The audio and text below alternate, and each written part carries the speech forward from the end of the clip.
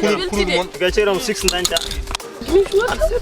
ayan odo ka tirian hanga wona ɗum go liɗi go min fuɗɗal toona mi sukkiral ga jen yuna jeedi do an tota yimɓe jowa utiliser mumen hollum ni la famille garemi walla mone feere gopponde fijirde nde ala gartam taw aɗa wawi fidde aɗa gaño hen haalis ɗum holno wonirta jata ko Google Chrome mbaɗa téléchargé application Wona sa pari mbaɗa installé application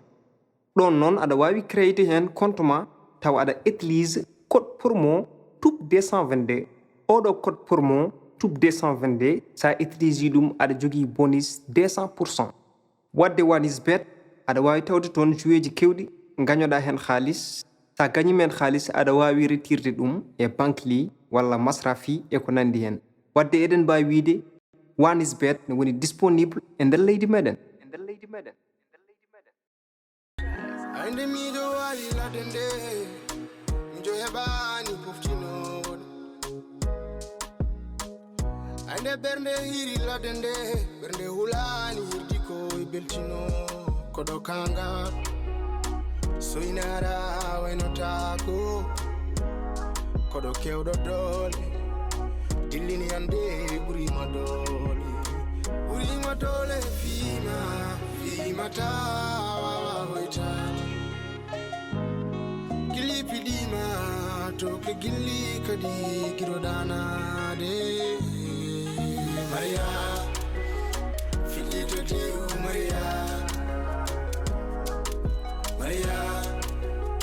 kafundu kanye Maria fillito diu Maria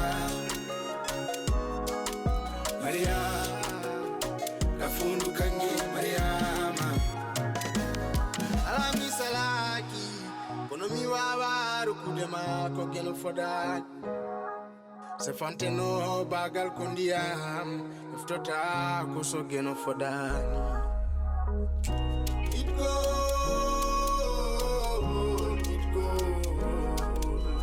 le chadele garduɗi mum gurnima ka fotani wima dole fimata waytade gilli piɗima to ke gilli kadi giroɗanade Maria fillito diu Maria kafundu kanye Maria fillito diu Maria kafundu kanye Mariama am mbiɗa ko Mariam sona ka tappe an haydar ala ko gonduɗa sona ka tappet gonduɗa tappete yagal tan a faami an sa nani ñawde tan cikkata ko mayde ari wona ñaw woni mayde wona cellal kadi woni mayde a faami saɗa wawi gummoɗa e jonde gacca ko ɓuuri ko leliɗa ɗo ñaama jara gartira hakkille ma a faami joom tewe ƴiƴam ñawata tan ɗum ɗon wodat tan a faami de semi dañi wallede no moƴƴi parce que de sa ayum yaltata galle tan gonni ni ham bawi min ke jonko ko batte komo less hôpital tan mbimi oppu tappiteyagam mo ngal tan ummo joni ñaama jara tan ñaami a yeri tan a arti ma artu no mbanoɗa ni cofta kono lelde haydara nafata sonani ɓeyde ñëw haydara wallahi ngam tawi o wa defande mo ñaam mi haari tan te ɗum noon a ñamata ta ñawɗo bima ñamat ñamatde ta ñamana sellata wallahi so dañi wallude hen kam haalaji man ɗo ha ummo daro mami heɓ jam par ce que kam to gondo simi haali mo probléme aji ɗi fof mbimo kanko joni min mi jii ta wona gowonaɗe temi jogui ɗo tan ko goto wanda dewe manda président a faami to wonɗo kanko ay dara ɓe jeere makko ti kanko ɓandu mo fof wiyata musata eyyi fof ko ummo tan siki probléme aji tan pression ji mo waɗi hakkille makko te komo leldañi ko probléme aji tan ko ɗum ɗon tan saabi ɗum kulol e tout inchallah ma wonde so inchallah Allah ko mais sinon ana wayri ɗo no gorɗa ça va machallah alhamdulillah gonɗa e dow ma activité ji tan wona hayda wala ala jam kam ko ɗum tan alhamdulillah mbeɗen e jam kam nan ɗon tan no goruɗon kam wallahi amin celli amin jam machallah kam ko mawɗum kam amin ɗo kam très bien alhamdulillah tinnar tan ballo ɗum tan wajade mum ɗen gueɗe gallo hande den kalli mi yaltub seeɗa mi yaltub wallahi kaw suyo jota kadi kam yewende kadi ay il faut daña kadi jewtide tout ça gallon yewirtini kadi moƴƴan ɓeyɗan ñowgu ko ɗum noon il faut kadi mi waɗi kaw suy kadi heewi wonɗo kam alim gallo seeɗa min jala seeɗa hen kanko wal Sago jalen seeɗa ala no yiɗa woɗɗitade mo yii tan ko gona seeɗa mo bandiyagal tan no woni ala ko woni maɗan toña de on jara naga say inchallah volde inchallah ma Inchallah. ana ummo almo mi ummi jonde inchallah sa ummim joni fof tinma feew waɗi duwa to so juuli kam bandum duwa kamɓe mi joni kadi min mbaɗa hen duwa inchallah mi ummi joni inchallah mo wattu maɗe mo Ande miɗo wali ladde nde miɗo heɓani poftinoɗo ande ɓernde hiri ladde nde ɓernde hulani hirdi ko e beltino koɗo kanga soynara waynotako koɗo kewɗo dole dillini hande kilo noddumami ha joni a woni mbeewa ça va bien ɗon joɗɗa ɗo non kay gonami amajjani ça va e ballar tangi de boy wonay dow mum wat kam mi haalanma kam aɗa donku tan muña mbi ɓuɗɗo il faut mi nodduma mi haalama silam mi yahanno rek ñanden même pas une semaine ga haalisam saami ko ɓiñira ay hala para mi kawrimi jeune goto o hoccen kam haalisam min ɗo noddi kam de début ɗo mi jaɓani daraji wonda koye jaade neex te mi hanngalam ƴettumi ko numéro mo an para kene branche ɗo ni mi diwi ɗon sehlam mi dépasse ɗon hannde ɗo wari gommi ɗo mbiɗimi kay nouveau goɗɗo sehlam hundi an tellement il est beau an kay ɗum waɗi ɗe balla sayba yeeso fayi kala noddumami koye communication ɗo hankadin hay goto wawi heɓdemi ko kanko tan woodi en tout cas sehil andude jarɗa hen dara seesa par ce que andama hornan kiling tan mbiya heeli oɗo pour la première fois meeɗa yidama andama hoto wi tan no addanimam haaliss ma rek tan omo nundi ɗum kay koye wonde juulɗo tan holno mo wona wasi wadde ɗum de o waɗa no heddiɓe mbaɗata ni gasi kono sehlam min hande mbeɗimi relation gandanɗa hoorema on ɗon aɗa gonga yilli kesi kaaɗi kesi aha ko yeeso fayi ko noon ma ho yeeso fayi sehil ganda noon cehlagal men ɓeydor noon an wonat complice am somi yalti tan ɗum koko ɓooyi hestani mero noon ala fo ɗum koti mbiɗa andi no mi jeeri majjani hakkude mon no mbaɗɗon majjani mbiɗa andi aɗa andi e wadde noon ni non ɗum tawata kam hen yo mi haalimama ɗum noon min aɗa mi eyo anne gonɗa e dow mum no ɗaccirɗa kam ɗum mboɗem ɗo tan galle tan liggey galle rien que ça min kam gandum ko mbiɗemi wuura te mi yarani hen seesa de komi avance nan ɗon tan e an wiyam no Mariam woori no wadde ɓandu omon nder wonde gorko mo fare mi rewɗon avant mbiɗa yaha mi salminama aɗa mi woyri yidemo ndeysan mi salminama namdom no wadde ɓandu ka coy ɓenno ɓenda eyi mbiɗa yaha mi salminaɓe avant mbiɗa yaha newatte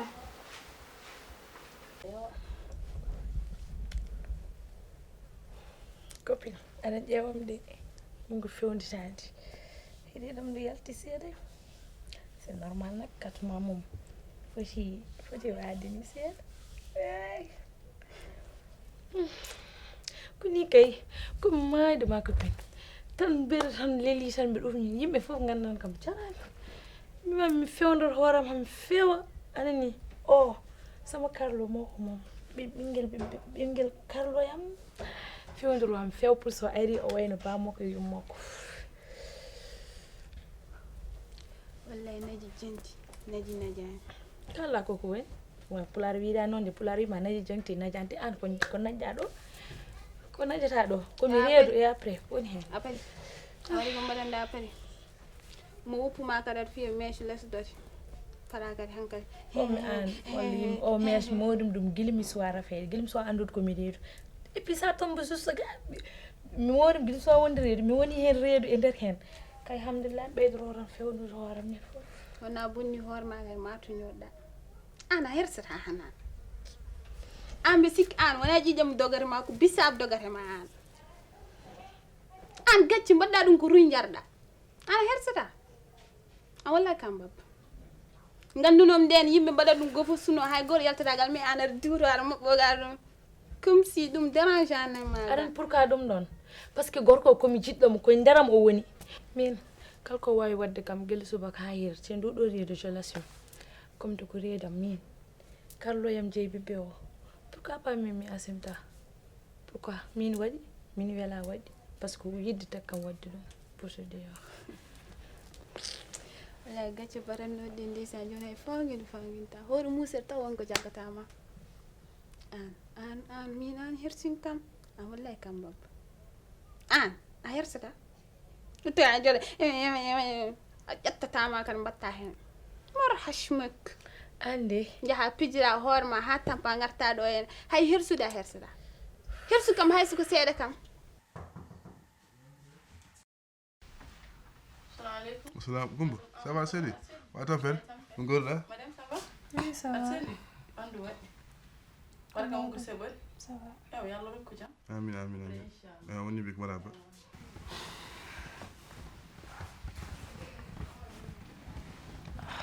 Nda, on déplace o de. On ma musa don. S'il vous plaît, madame. Bon. Fiancé ma ko arsan min dam. O fiancé. Ah, selli wala kanga don. Hornan nam jinne monon bim ko arsan min dam. Wala min de arsan min. Ki ñenen kalden do ni ma biyo atni ɗirde sa wici. Tino daccanam ka ɗo haalde anene Daccugal al fuddi haal. o e yumma kam fof kam 6 et 9 a faami jomum no arɗo ni ɓosɓostini naññima min noon a naññata kam ko an o naññata A yawi sellus. Ginnan tan sala ñam joni tan joni a wonti actif. sabu allah Yo ko yara do ñan fof ni. hoɗamni Assalamu alaikum. Ufun ɗirde sa wici. eyi ko garɗo ɗo en pour no dañir place o naata Assalamu alaikum. Min ɗum wajani min gojama ana cellal ma ɗum wajani. Heddi ko min intéressant kam. onamol mi yiɗa ñakkudema Min ñakkudema a ñakk ko ñakkata nit kon chaque jour chaque instant nan serment. Won hono ñakkirta on neɗɗo. Ɗum min ala ka e haqqillam ka. Min mbimam en wawi muuji fof en wawi wadde fof je serai toujours à tes côtés. Ɗum mi haalnima ɗum wona gomnaɗi te an kadi aɗa andi ɗum. Donc tinno hoorema min jiɗimi ya concentre no gomoriɗa dow jaam concentre ɗa ligguey ma min ko ɗum ñaguimami s'il te plaît wonnam ɗum essaye ummade lende ɗo arrangé inchallah sinon ɓandu ma ɓeyde ko muuji tan s'il te plaît mon amour mi yiɗa wallahi mi yiɗa hedda hen ma mais ƴew résultat o wona ɗo jitta le résultat wallahi ma yiiɗum pour so mari jibini ɓe otta tan yimɓe fof ottirani ko bonnat towgo ɗum tan ko jaam ko hollum waɗi towgo ɗum tan ko jaam ko hollum sagata nga ngaɗa tan ottani haram tan towgo ɗum tan ko jaam bimi an musete ma taari ka babba wallahi musete ko musarayam ko woni o somi otti tan o saami min neha ɓinguel amen min ndesodir pasi ko ɗum woode en a est ce que gonɗa ko koye sago ma gonɗa an wallahi ana wonani sago ma ko jata ɗo e guerguerde duura maayo ko wallahi a wonani sago ma ay ewɗemi alama ay hoto jawdir ɗum ay woni hen ndeysan jiɗat ha kangue tan mbiye komi liggade liggey ala ɗo de ko an yiɗi min nak komi jiɗɗo ay liggey goto wooda hen deej andi waɗi kangue dade ala ko heddi eyyi so welama kangue dade ala ko heddi so yi hami jibini après dawgal amen humme déjà o wino ko kumo dawgal amen mais malheureusement heureusement mbiyami ko heureusement alhamdulillah mais kam komi reedi wona joni somi jibini min mbaɗa mariage hayda mbaɗen kumal tan yinde nde no mbaɗa ko fof kayiten wadde ɗum mi humane tan mi leeli yo déjà komi leelinoɗo ni haydara Yelli gonga kulma mimi Takimi benden do kudami Holare madan distudami mi Mekele kange chudari Mina makolova habibti mami wone hake dolam Soyno mae horam habibti an yidde mada folam Alaga jara nani mbeɗa ñaaguima ko woni hakkunde me e maako sirlu gonɗo hakkunde me ma o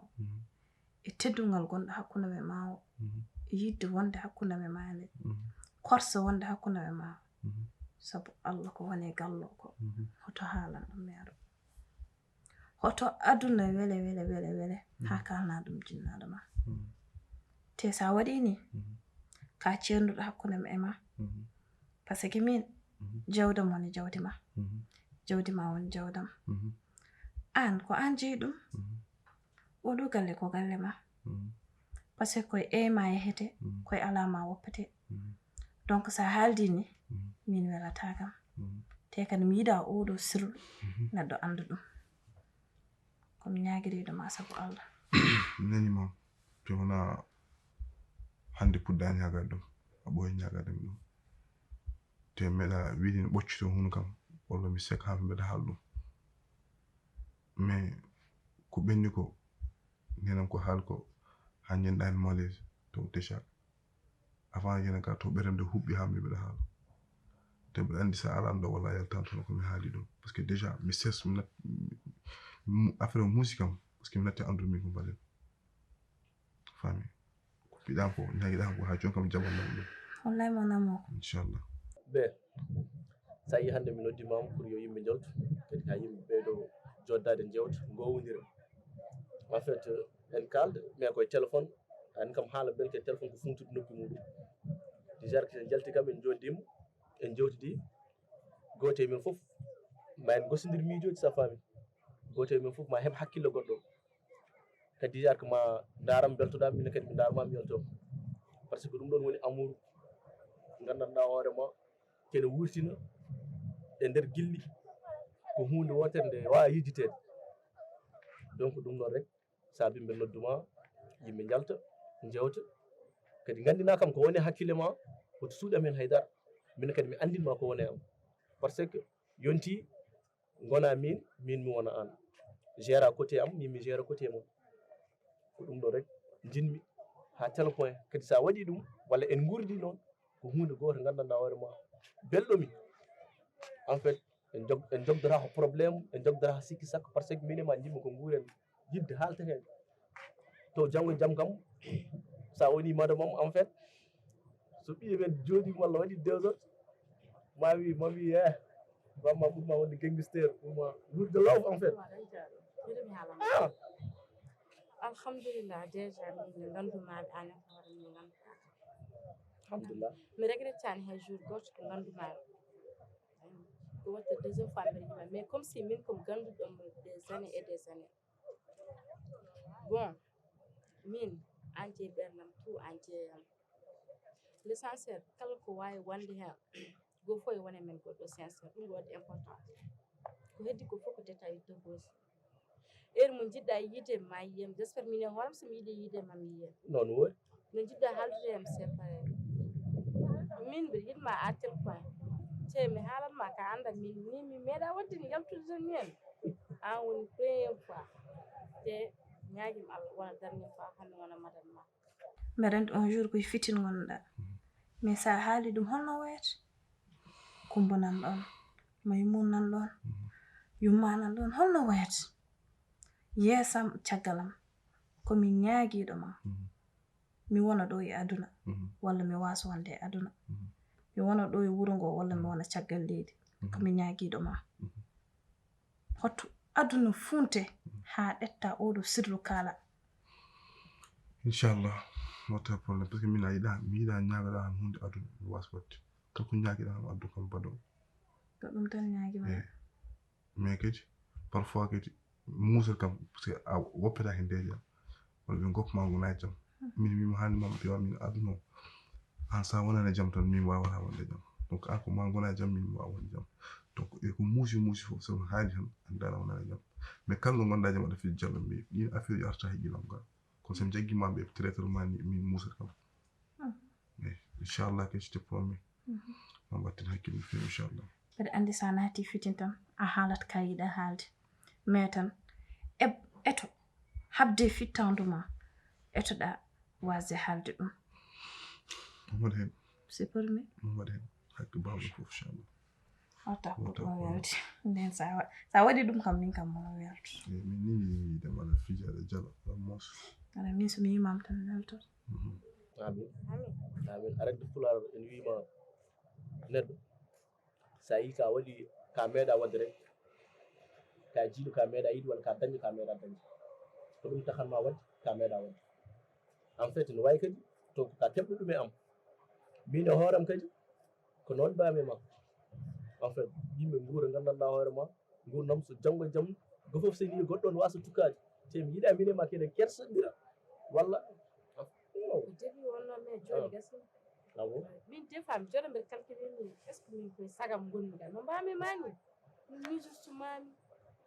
mi jooɗoto mbeɗa imagine ma mbeɗa moosa joni kam wiya min il faut mi artir hakkillam mo seeɗa par ce que déjà mbeɗa andi ko min jeeyma mais kam ɗum kam woto joge heen ɓerɗe ɗiɗi walla hakkillaji ɗiɗi min o mi haalama mi jonko ko jimmi kedda yam mina makolova habibti mami wonne hakke dolam soyno ma e horam habibti an yidde maɗa folam alaga jaranani yidde ma alamo pondo mami alamo ndenduɗami korsama alago jaranani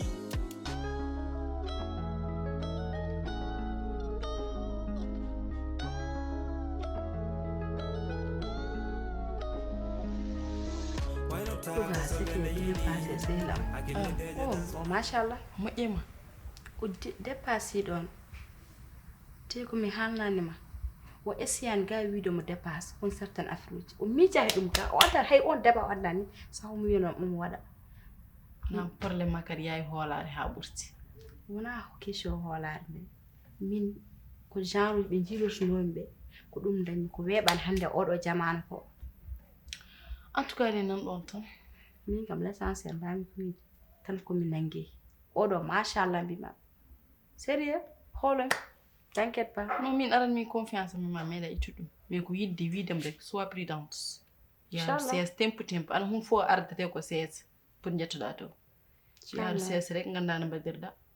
jara jam mais kanko ham machallah mbimami ey way oɗo premier jour mi yiɗan artuɗo e sérieux mi artuɗo ga mi yiɗani ɗum ga so sagam tan yomi hettoto noddannam téléphone mi addanma bagage ma kurtoɗa ɓayde ka koyɗum ɗum ɓurti accu yawde non non ko mais ɗum ɓurtide sehlam hara oɗo kawsoyib so warani oɗo galle moƴƴani ɗum kawsoyib jom mbeɗa najjimo amaya guirmo ƴeewi kam ñeñe o joƴani ha kulmi so jinni wini nanya malayka feŋore ala ko gummira o bidon ni an ayi to teena ton ɗo to ñukintoɗon ɗo ko ɗo teenannomi aɗa wuure communication rutti aɗa jooɗi ko haa worɓe kalannoɗa mboɗo majjuma sokkonomi ɗum woni jooɗe leydi jooɗe wano ñehi leydi min mi nimsitini ko jibinirɗumami mi aray ma an min cikkannomi min an cikkannomi ka ɓiɗɗo ɓiɗiɗo so tawi omo woni e communication aji arani ustandema ɓeydanta kam min o lori kam on lepti kam an a lori kam lepti kam a jibindema jarani a lori kam lepti kam kalta ko foyi naniri no furma min mboɗo majji ko kalanno ɗon haydara min kala min ha kalsoɓe tan min kalanno ko min jibini on ko min adi on ngal ɗo digiran an est ce que jara ƴogoyde haqqille ma yahan toon an nen an ni holko ndewata aɗa rewi connexion a natti jogade ta am aɗa rewi connexion aɗa rewi haalde surgaji manɗa worɓe hay ndiyamam ni koppi mbaɗa nodduma yaadnam ndiyama addani kono noon tonguiɗen foma artu hay teppere jomum tongude foma artu hay teppere jomum mi huɗima an kuɗaɗo neɗɗo huɗama dañi bone mum neɗɗo huɗama dañi bone mum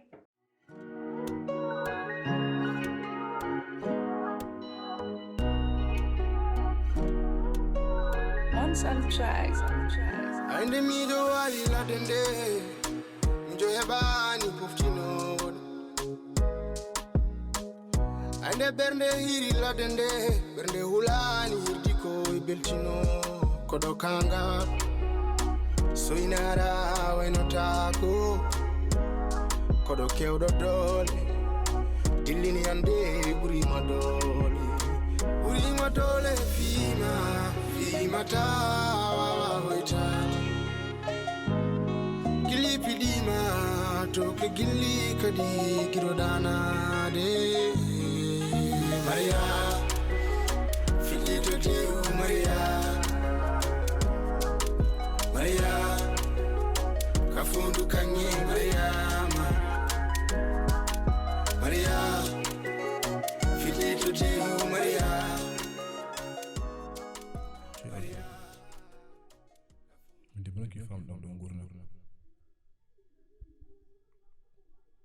tuma jinna ɗum debbo Mariam timin dewɗe fof hande smon mela sennar haydar mayram o yiɗi mayram o hursini mayram eɓe paamodiri hen ɓeydim jogal cuusal reste mayram à cause de ɓiɗɗo gandanɗa hoorema ko Allah jogi ko Allah hokkat nenam wayno ni te ɓeydi musique fof somin haalde jinnaɗo o ƴewata kam ni nenam jaɓata kam ni ko yiɗi ko ɗum tan wonos te mayram ko ɓiɗɗo jon ko ɓi jon mimma ko wurani bamma ko wurani omo acci gueɗe makko fof